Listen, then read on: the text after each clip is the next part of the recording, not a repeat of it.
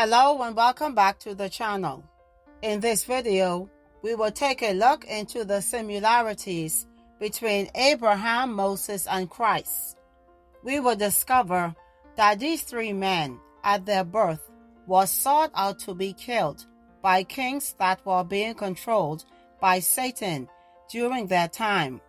Satan, since the beginning, has tried to fight against the Most High and his chosen lineage, knowing that one day it would lead up to Christ coming into the world to destroy his dominion on earth. So let's jump right into this video. When Abraham was born, the wise men and conjurers under King Nimrod lifted up their eyes toward heaven that night to look at the stars. And they saw, and behold, one very large star came from the east, and ran in the heavens, and he swallowed up the 4 stars from the 4 sides of the heavens. And all the wise men of the king and his conjurers were astonished at the sight. And the sages understood this matter, and they knew its importance.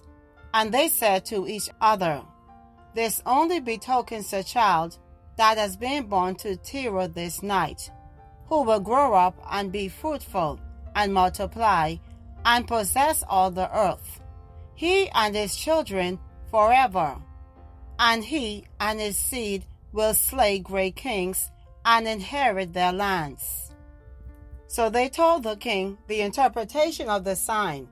The child which was born under Terah's house was going to bring forth a seed, which was coming to take down all the kings of the earth. That seed was prophetic of Christ coming into the earth one day to reign as King of Kings and Lord of Lords. The book of Revelation 19:12 gives us edification to understand this.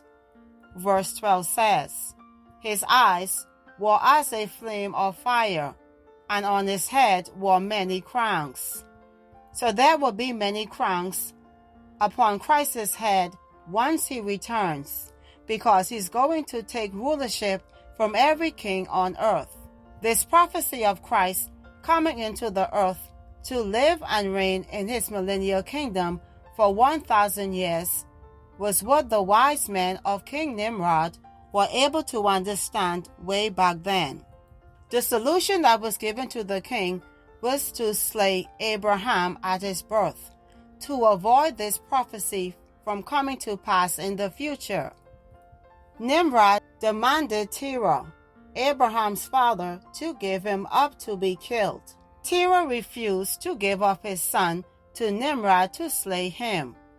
Terah took Abram, his son, secretly, together with his mother and nurse, and he concealed them in a cave and brought them their provisions monthly. The Lord was with Abram in the cave, and he grew up. And Abram was in the cave 10 years. And the king and his princes, soothsayers and sages, thought that the king had killed Abram. As we see, Satan, working through Nimrod, tried to take Abraham's life as a baby. Satan understood that Abraham was a special child, that he was chosen by God.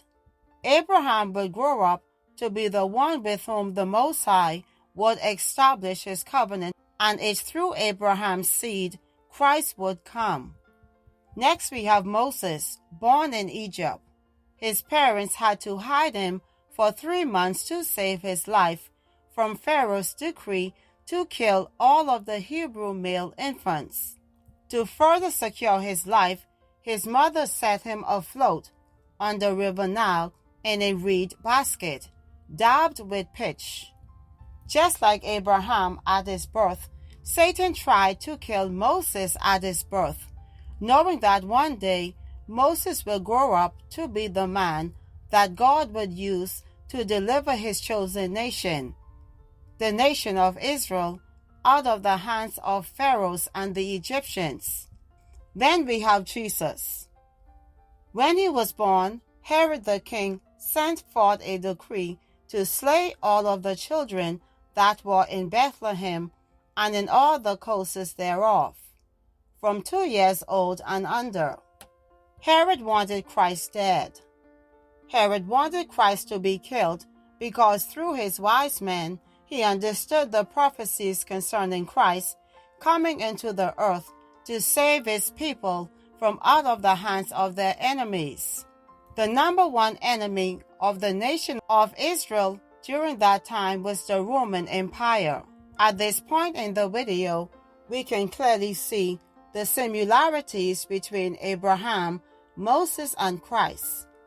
Satan tried to kill these three men, Abraham, Moses, and Christ, at their birth, because he understood the significance of them coming into the earth to fulfill Bible prophecy, and that one day Christ will come back again to destroy him and his kingdom on earth. After the millennial kingdom reign of Christ, Christ will give Satan his final judgment. Satan and all those who serve him will be destroyed in the lake of fire. If you like this content, please subscribe to the channel, like, comment, and share the videos. Be blessed always.